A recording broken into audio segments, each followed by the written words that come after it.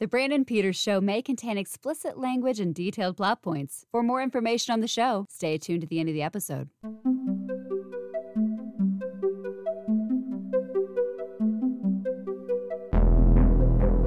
Hi there! Welcome to 4K BLUsday, brought to you by WhySoBlue.com. Thank you for joining in again. I've got a marvelous stack for you here with a bunch of titles.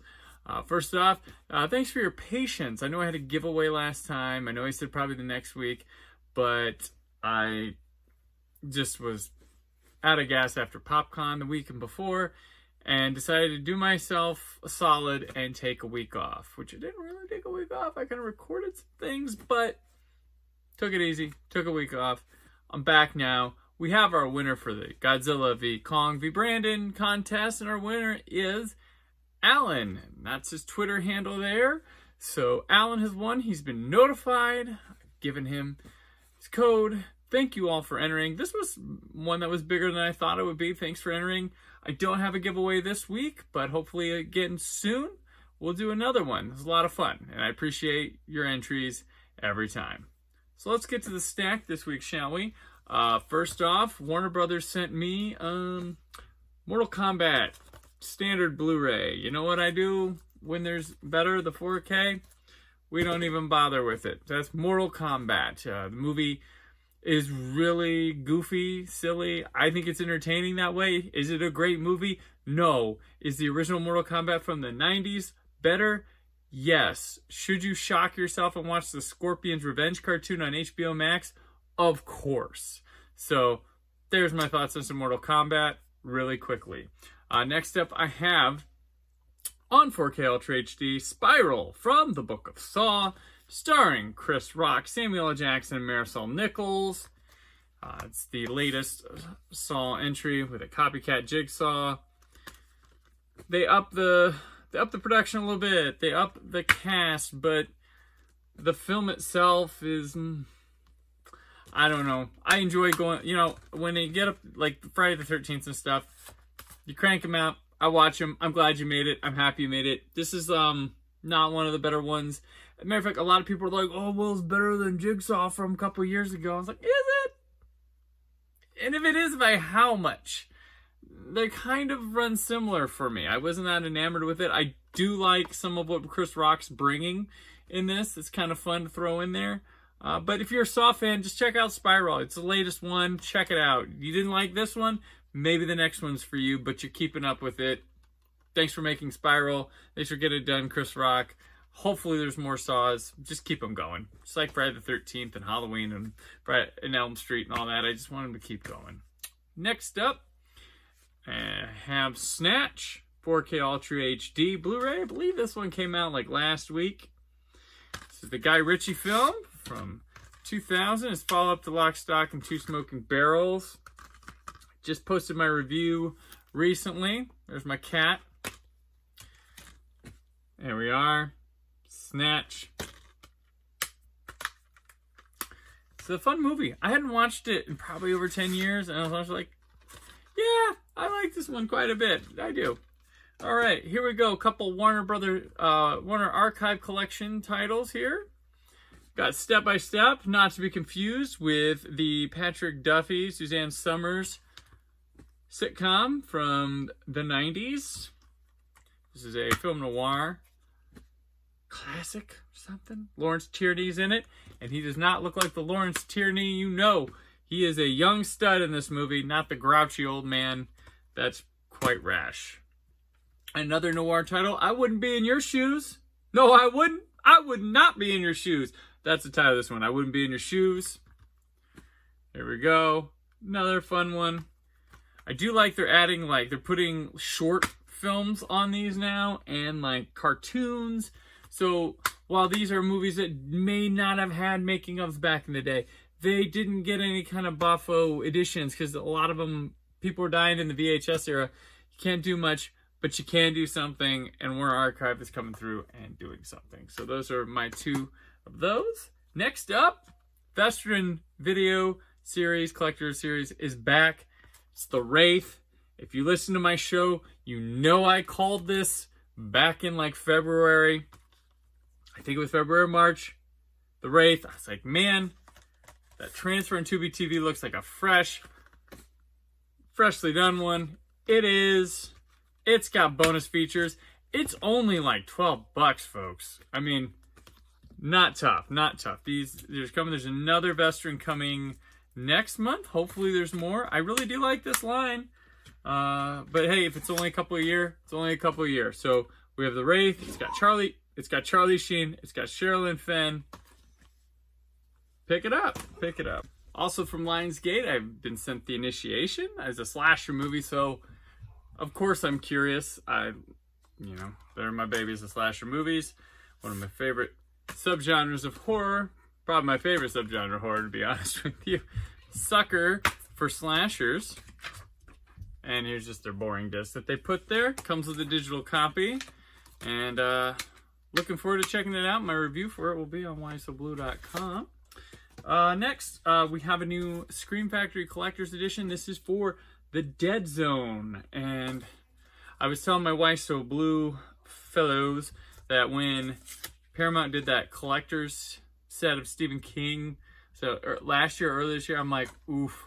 And the Dead Zone was the first time the Dead Zone was available on Blu-ray in the United States. I was like, here you go, give it a year. Scream Factory gets to put it out next. And they've also improved the transfer on it and given it plenty of bonus features. So, very happy. And lastly, we've come to my Pride and Joy. That comes out every so often, and you know I don't shut up about them, but I have Doctor Who, The Collection, Season 24. This is the first season with Sylvester McCoy as the Doctor, the 7th iteration. And this one, a funny story, I'm very excited about it. Check it out. And also, if you had to ask me what the season I like the least of the original Doctor Who run, this is probably it. But I'm super stoked for this season because of what they do. These are made with an appreciation for all the seasons. So it's not like, oh, well, this was a failure or anything. They give it merit with these. They have you look at them. It's not perfect. No, I still time in the running. But they really did some wonders for season 23, the Trial of the Time Lord season. And they've done it again here. And it's just fun to go through these. Like I said, the VAM, these are like a historical archive of the show. Anything during the year this thing ran during the season is included here. They cover so much stuff. There's new stuff, old stuff. Each story has an extended edition of it. There you go, from Paradise Towers over here. Bonnie Langford as Mel as the companion in this season. This is her second season. She shows up at the end of Trial of the Time Lord, continues through here. These stories in this season are Time in the Rani, Paradise Towers, Delta and the Bannermen, and Dragonfire. Dragonfire, that one is the debut of companion Ace, who will finish out the run of the classic series as the companion, and quite popular. Every story, as I mentioned, extended edition. So each story is 2 discs, showing you their art. Put the booklet out here. Once again, great art by Lee Binding. Here is the back, the Doctor's face at the beginning. So here we are. Okay, so we got the disc done here now. Okay. Oh. And now we'll get the booklet out. Well, we'll show you what's inside here. So, there we go. Great art. In the back, the TARDIS background is from the opening of Time in the Rani, where the 6th Doctor is regenerating. That's the TARDIS scene in the back. Now we'll go to the booklet. That is such cool art. Here we are. Right there. These have great essays. This also includes a sit-down with Sylvester McCoy, the one-on-one. It's also got Here's to the Future. It's a documentary covering the whole season. It's got a new documentary for Delta and the Bannermen. It didn't have a making of before. We also get to have a doctor's table, which is where for the cast members sit down and pick out topics to discuss on the show and stuff. It's fun. It's a resurrected thing from season 23 that they did, which I hope they continue doing those. Sylvester McCoy now close to having his entire run as the Doctor. If for whenever season 25 comes out, that'll complete his run. That'll complete Ace, and we'll have his whole run. So I don't think we'll see season 25 for a couple of years. He did get ahead of his contemporaries, Peter Davison and Colin Baker, which it's been heavily rumored. We know it's been worked on that season 20 is coming. There's been, I mean, the worst kept secret next to Evil of the Daleks animation and Abominable Snowman animations. But we shall see if season 20 is next or comes after another one. So that's part of the fun, is the surprise of what they're doing, what they're working on, the trailer announcement, the art reveal. So great. I love these sets. These are my favorite things, Blu-ray, that come out through the year. Doctor Who, the collection, season 24, the first Sylvester McCoy. The United States edition will be available in September. Does not come in this cool packaging. It comes in your standard Amaray case. But here we are. I love it. The collection grows, and one day will be complete. They're doing about 3 a year. Maybe they could get in 4 sometime. Who knows? But they have said 3. So they could always overdo that goal if they wanted. So these should be completed and out by around 2026-ish. I know there's heavily implied that they will do a 8th Doctor TV movie and all the other kind of things that happen between the old series and the new series set. So that'll probably cap it off. But it's wonderful. I love them. Thank you all those people who work on it, like the Chris Chapman's League Bindings, Toby Haydoak's, Matthew Sweets. Oh, everybody rules. So if you're a Doctor Who fan, you're in heaven with those all the time. But that's it for today.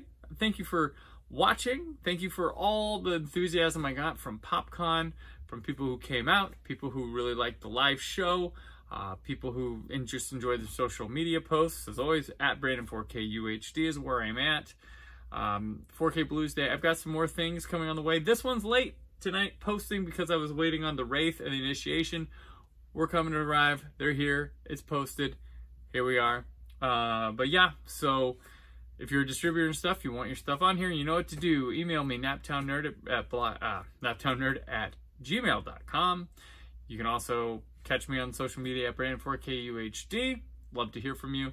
Also, tell me what you like about today showcasing. Someone mentioned last time about doing a video on out-of-print Blu-rays that I could show that are in my collection.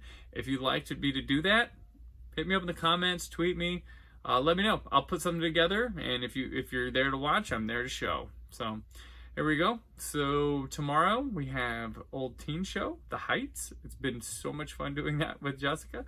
It's been a real nice surprise. I knew it'd be fun, but it's been a surprise in how fun it is to discuss. Thursday, you got the commentary for Point Break, and Friday I'll have a bit of a review on this sucker. So stay tuned to the channel, stay tuned to the pod streams, Apple, Spotify, iHeartRadio, wherever you can find podcasts. And until I see you again, always remember to keep the positivity in your online film chatter. Thank you for listening. The Brandon Peters Show is a Creative Zombie Studios production. Produced by Brad Shoemaker and Brandon Peters. Written and edited by Brandon Peters. Announcer vocals by Jessica Alsman. Theme song by Metavari. Web design and show art by Brad Shoemaker with Brandon Peters. All music and clips featured in the episode are property of their respective studios, and no infringement is intended. Additional information on this and other episodes at BrandonPetersShow.com. For any inquiries, press opportunities, or sponsorship, contact mail at BrandonPetersShow.com. The show is available on Apple Music, Spotify, or anywhere podcasts are found.